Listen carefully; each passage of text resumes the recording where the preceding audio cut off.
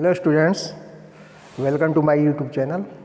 मैं कमलेश सिंह आपको आज इस वीडियो में कक्षा 11 के भौतिक विज्ञान के थर्मोडायनेमिक्स का जो पहला भाग है इसका, उसमें थर्मोडायनेमिक्स में जो पहला पार्ट है, उस पार्ट में मेयर फार्मूला के विषय में आज मुख्य रूप से बात करना है।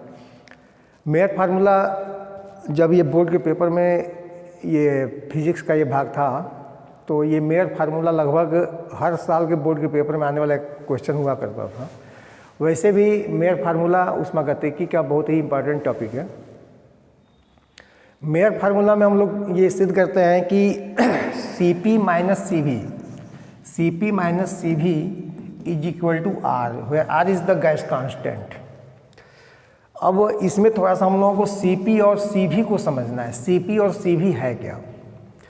तो C को हम लोग थर्मोडायनेमिक्स में लिए हैं स्पेसिफिक हीट के लिए। स्पेसिफिक हीट के लिए लिए हैं Cp।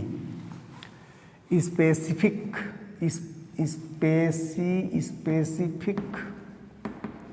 हीट के लिए है विशिष्ट ऊष्मा। विशिष्ट ऊष्मा के रूप में हम लोगों को C को जानते हैं। तो विशिष्ट ऊष्मा क्या होता है, पहले हम लोग Cp और Cv पे थोड़ा बात कर लेते हैं, फिर मेयर फार्मूला पे आते हैं हम लोग। विशिष्ट ऊष्मा क्या होता है? तो ये किसी द्रव्य को दी गई ऊष्मा की मात्रा या द्रव्य से ली गई ऊष्मा की मात्रा, जो कैलोरीमिति का सिद्धांत था, उस सिद्धांत हम लोगों ने पढ़ा था कि यदि ऊष्मा क्षय नगण्य हो तो एक वस्तु के द्वारा दी गई ऊष्मा दूसरे वस्तु के द्वारा ली गई ऊष्मा का मान आपस में बराबर होता है। उसके हिसाब से वस्तु के द्वारा दी गई या ली गई ऊष्मा की मात्रा कितनी, तो mc इंटू डेल्टा टी, वेयर c is the specific heat, विशिष्ट ऊष्मा। विशिष्ट ऊष्मा क्या होता है? तो यहाँ से हम लोग देखें तो c का मान निकल जाता है m इंटू डेल्टा टी। अब m इज इक्वल टू एकांक कर लें, डेल्टा टी बराबर 1 डिग्री सेल्सियस कर दें, तो c का मान जो है q के बराबर हो जाता है। यहाँ जो है विशिष्ट ऊष्मा यहाँ से परिभाषित किया जाता है कि किसी भी पदार्थ के एकांक द्रव्यमान का तापमान 1 डिग्री सेल्सियस बढ़ाने के लिए जितने ऊष्मा की आवश्यकता होती है, उस ऊष्मा की मात्रा को उस पदार्थ का विशिष्ट ऊष्मा कहते हैं। तो यह परिभाषा तो ठोस और द्रव दोनों में बहुत अच्छे से जाता है। लेकिन जब हम लोग बात गैस की करते हैं, गैसियस स्टेट की बात करते हैं, तो गैसों के लिए गैस के लिए ये जो विशिष्ट ऊष्मा का परिभाषा है, इसमें थोड़ा सा संशोधन करना पड़ता है। संशोधन क्या करना पड़ता है कि अगर हम लोग गैस को ऊष्मा देंगे तो गैस का ऊष्मा देने से गैस का ताप बढ़ेगा। तो गैस का ताप बढ़ने से दो स्थितियां आती हैं। गैस का ताप बढ़ रहा है तो गैस का आयतन भी बढ़ेगा। तो गैस का आयतन यदि बढ़ने देते हैं तो क्या होगा, और गैस का आयतन नहीं बढ़ने देते हैं तो क्या होगा। ये दो स्थिति आ जाती है कि इसी को हम लोग दो कंडीशन कर लेते हैं। पहला हो जाता है स्थिर दाब पर विशिष्ट ऊष्मा। किसी भी गैस का स्थिर दाब पर विशिष्ट ऊष्मा, specific heat on the constant pressure. स्थिर दाब कांस्टेंट प्रेशर पे विशिष्ट ऊष्मा, इसको हम लोग दिखाते हैं Cp से। इसको हम दिखाते हैं किससे? Cp से। अब जब दाब नियत है तो दाब के नियत होने पे P का मान अगर कांस्टेंट कर देंगे, नियत कर देंगे, तो डेल्टा V का मान 0 हो जाएगा। डेल्टा V का मान 0 हो जाएगा तो W का मान जो है वो W, गैस पर किया गया कार्य क्या होगा, तो गैस पे किया गया कार्य होता है P इंटू डेल्टा V, तो ये P इंटू 0, तो ये 0 हो जाएगा। यानी कि जो भी ऊष्मा हम लोग देंगे, उस ऊष्मा से उस गैस के आंतरिक ऊर्जा में वृद्धि होगा। कहाँ से? तो ऊष्मागतिकी के प्रथम नियम से हम लोगों के पास है W प्लस U। अब चूंकि स्थिर दाब पर गैस के द्वारा किया गया कार्य का मान 0 होता है, इसलिए जो भी ऊष्मा दिया जाता है उस ऊष्मा से उस गैस के आंतरिक ऊर्जा में वृद्धि होती है, आंतरिक ऊर्जा में परिवर्तन होता है। और ये है Cp के लिए कि Cp नियत दाब पर जब गैस का एकांक मोल आयतन के गैस का ताप 1 डिग्री सेल्सियस बढ़ाने पर, जबकि गैस का दाब क्या हो, स्थिर हो। गैस का दाब स्थिर रखकर 1 मोल गैस का ताप 1 डिग्री सेल्सियस बढ़ाने के लिए जो ऊष्मा दिया जाता है, उस दी गई ऊष्मा की मात्रा को हम कहते हैं Cp, विशिष्ट ऊष्मा, यानी कि स्थिर दाब पर विशिष्ट ऊष्मा।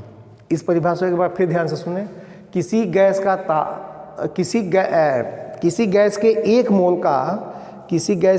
मोल आयतन का ताप 1 डिग्री सेल्सियस बढ़ाया जाए, जबकि उस गैस पर दाब स्थिर हो, तो दाब स्थिर होगा तो आयतन बदलेगा। दाब स्थिर होगा तो आयतन बदलेगा। आयतन बदलेगा तो डेल्टा V का मान जो है 0 नहीं होगा। स्थिर दाब पर डेल्टा V का आयतन 0 नहीं होगा। डेल्टा V का आयतन 0 नहीं होगा तो यहाँ पे ये दोनों पद रहेंगे, ये 0 नहीं होगा, ये 0 नहीं होगा। स्थिर दाब पर गैस की विशिष्ट ऊष्मा का मान जो है ये डेल्टा V 0 नहीं होगा, W होगा, और Q का मान W और U के योग के बराबर होगा। तो 1 मोल गैस का ताप 1 डिग्री सेल्सियस बढ़ाने पर, जबकि गैस का दाब स्थिर हो, जितनी ऊष्मा दी जाती है ऊष्मा के उस मात्रा को हम गैस का नियत दाब पर विशिष्ट ऊष्मा अर्थात Cp कहते हैं। इसी तरह से अगर स्थिर आयतन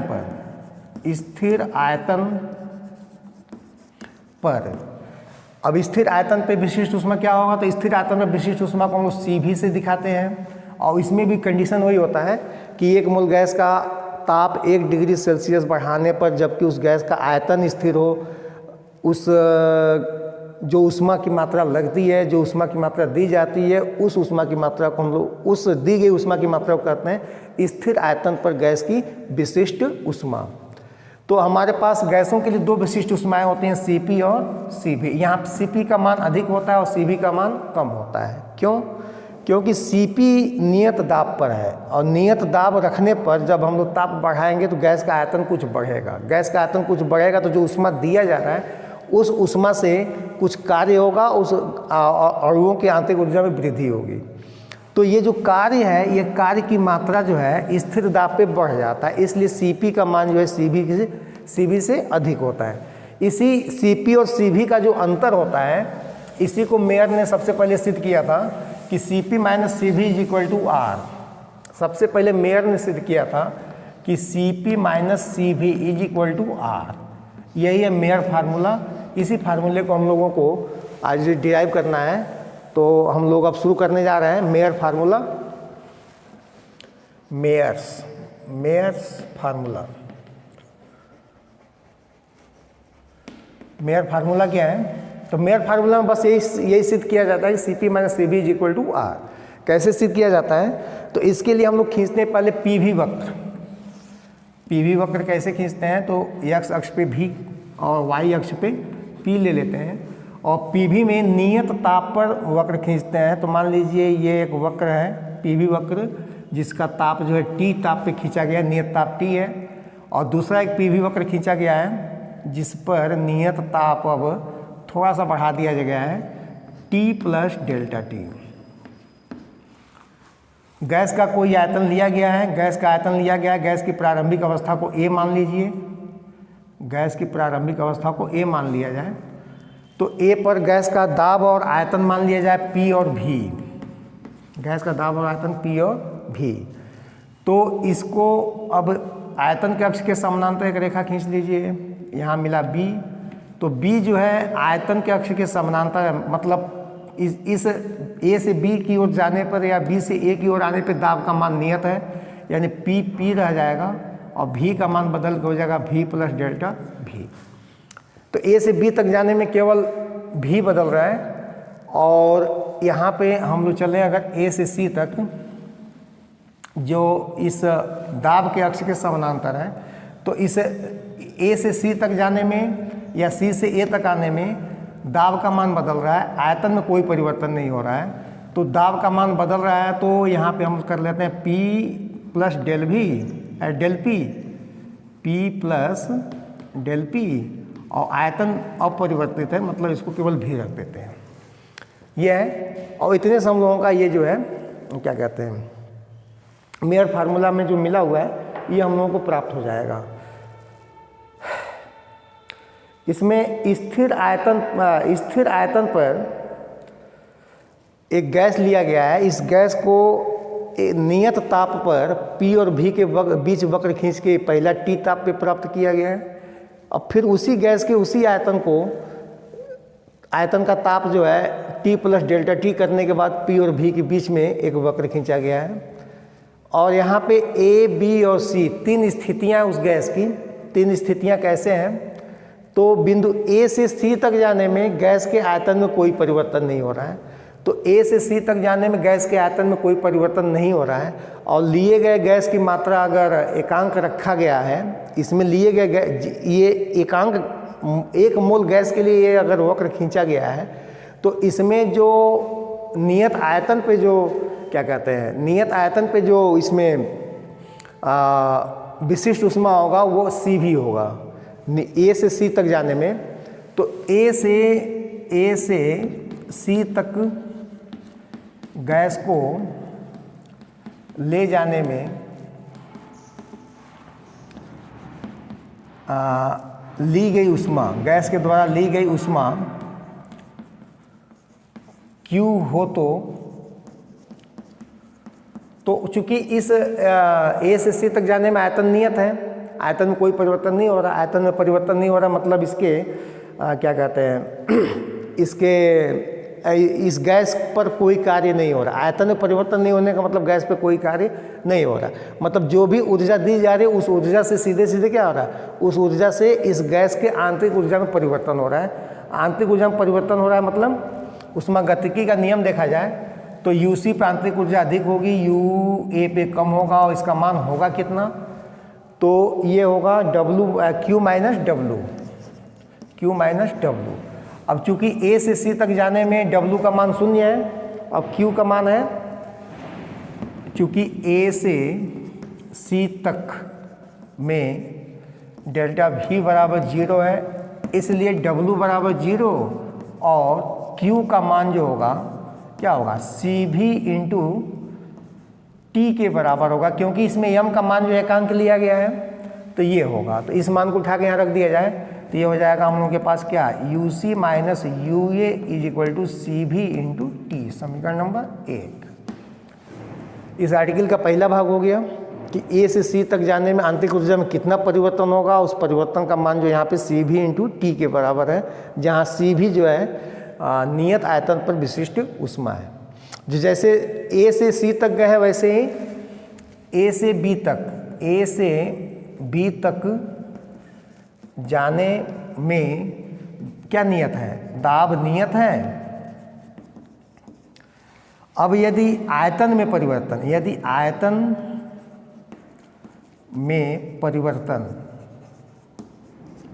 डेल्टा V हो तो आयतन में परिवर्तन डेल्टा V हो तो अब यहाँ पे जो आंतरिक ऊर्जा में परिवर्तन होगा वो कितना होगा, तो आंतरिक ऊर्जा में परिवर्तन होगा UC minus UC minus UA का जो मान है यह किसके बराबर होगा, तो ऊष्मागतिकी के प्रथम नियम से ये बराबर होगा Q माइनस W के। अब W बराबर कितना, तो W बराबर हम लोगों को पता है, W बराबर है जहाँ W का मान जो किसके बराबर, P इंटू डेल्टा V के, और Q का मान किसके बराबर, तो Q का मान CP इंटू डेल्टा T के। इन दोनों मानों को W और Q के मानों को यहाँ रख दिया जाए तो यहाँ निकलेगा UC minus UA is equal to P into delta Q है ना, तो Q का मान है कितना, CP इंटू डेल्टा T और माइनस W का मान कितना, P इंटू डेल्टा V। इसको कर लीजिए समीकरण नंबर 2। अब गैस के लिए गैस का प्रारंभिक अवस्था जो है, प्रारंभिक अवस्था ये बिंदु A पर गैस के लिए अगर बात किया जाए तो A पर या T ताप पर जो वक्र खींचा गया उसके लिए देखा जाए तो आदर्श गैस समीकरण से 1 मोल गैस के लिए, आदर्श गैस समीकरण से 1 मोल गैस के लिए क्या होगा, तो PV is equal to RT होता है। अब वक्र 1 से वक्र 2 पे अगर जा रहे हैं वहाँ तापमान T प्लस डेल्टा T हो जा रहा है, तो दूसरा स्थिति का भी मिलेगा P V plus delta V is equal to R T plus delta T। अब ये हो गया समीकरण नंबर 3 और इसको कर लीजिए समीकरण नंबर 4। अब समीकरण 3 में देखिए पी भी plus P into delta V, इधर RT plus R into delta T। अब समीकरण 4 में से 3 घटाएंगे तो P भी और RT कट जाएगा, बचेगा कितना? समीकरण 4 में से 3 को घटा लीजिए, घटाएंगे तो क्या बचेगा? तो P into delta V is equal to R into delta T। ये हो जाएगा समीकरण नंबर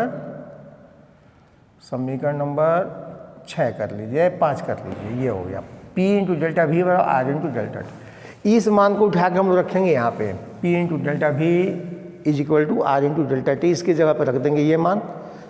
और दूसरी बात ये कि जब वक्र 1 से वक्र 2 पर जाएंगे हम लोग, तो P और V की स्थिति में चाहे जितना परिवर्तन हो, A और C, A से C तक जाने में और A से B तक जाने में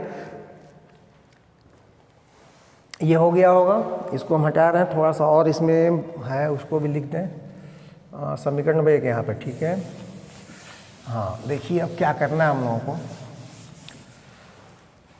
A से C तक जाने में या A से ही B तक जाने में ताप में परिवर्तन जो है कितना हो रहा है? T से T प्लस डेल्टा T का हो रहा है। तो ताप में जब तक परिवर्तन नहीं होगा तब तक उसके आंतरिक ऊर्जा में कोई परिवर्तन नहीं होता है। अर्थात हम लोग समीकरण 1 में जो UC माइनस UA निकाले हैं इसका मान, और समीकरण में दो में जो समीकरण 2 में UC माइनस UB निकलेगा, यहाँ पे UC माइनस UB इसका मान, UC माइनस UA नहीं, UC माइनस UB इसका मान, ये दोनों मान आपस में बराबर होंगे। ये दोनों मान जब आपस में बराबर होंगे, क्योंकि आंतरिक ऊर्जा का मान केवल ताप पर ही निर्भर करता है, तो ये बराबर होंगे। तो समीकरण 1, 2 तथा समीकरण 1, 2 तथा 5 से क्या मिल जाएगा? तो समीकरण 1 में है CV T का जो मान है UC माइनस UA के बराबर, UC माइनस UB के बराबर होगा। UC माइनस UB किसके बराबर होगा? तो CP डेल्टा T अब minus P into delta V। अब P इंटू डेल्टा V किसके बराबर है? 5 में R इंटू डेल्टा T के, तो यह है R इंटू डेल्टा T के।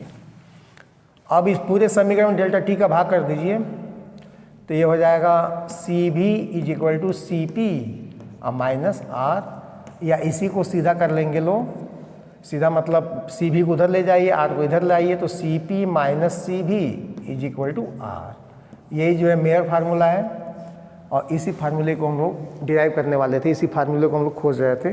तो ये जो है इस प्रकार से जो है कि हम लोग को ये मेयर सूत्र जो है प्राप्त होता है। इसमें ध्यान रखना है CP और CV है क्या? तो C है विशिष्ट ऊष्मा। अब चूंकि गैस का विशिष्ट ऊष्मा 2 होता है, एक नियत दाब पर विशिष्ट ऊष्मा और फिर नियत आयतन पर विशिष्ट ऊष्मा। तो ये नियत दाब पर विशिष्ट ऊष्मा अधिक होता है, नियत आयतन पर विशिष्ट ऊष्मा का मान कम होता है। दोनों विशिष्ट ऊष्माओं का अंतर जो है गैस नियतांक के बराबर होता है। तो CP, CB और R का मान समान राशि में अगर लिया जाए तो इसमें से किसी 2 राशि का मान ज्ञात होने पे तीसरे राशि के मान की गणना की जा सकती है। यह है मेयर का फार्मूला।